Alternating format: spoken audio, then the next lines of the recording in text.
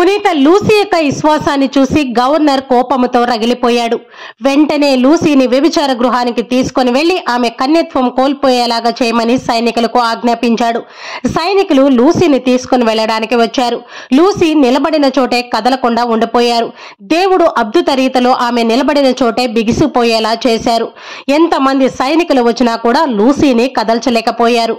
బలమైన పరిశుద్ధ దేవుడు నాలో ఉన్నాడు కనుక నన్ను ఎవ్వరూ కదల్చలేరు, ఎంతమంది వచ్చినా నన్ను ఇక్కడ నుంచి కదిలించలేరు అని ధైర్యంగా సమాధానమిచ్చింది లూసీ. ఏంటి, పరిశుద్ధాత్మ దేవుడు నీలో ఉన్నాడా అని ప్రశ్నించాడు గవర్నర్. అవును, ఎవరి హృదయాలైతే పవిత్రంగా ఉంటాయో అట్టి వారందరూ దేవుని ఆలయాలే అని జవాబిచ్చింది లూసీ. ఓహో, అలా అయితే నేను నీతో పాపము చేయించి నీ శరీరాన్ని అపవిత్రం చేస్తాను చూడు, అప్పుడు పవిత్రాత్మ దేవుడు నిన్ను విడిచిపెట్టి వెళ్ళిపోతాడుగా అని కసిగా అరిచాడు గవర్నర్.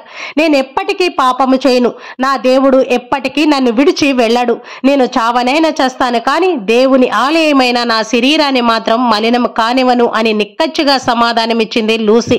ఆమె జవాబుతో రెచ్చిపోయినటువంటి గవర్నర్ లూసీ పైన సలసల కాగే నూనె పోయమని సైనికులకు ఆజ్ఞాపించాడు. సైనికులు లూసీ పైన వేడి నూనెని పోస్తూ ఉండగా ఆ ఘోరమైన బాధను భరిస్తూ ధైర్యంగా నిలబడి ప్రార్థన చేసింది లూసీ. ఎంతటి బాధనైనా అనుభవించింది, ప్రాణాలైనా కోల్పోయింది కానీ తన కన్యత్వాన్ని మాత్రం కోల్పోకుండా దేవునికి సమర్పించుకుంది.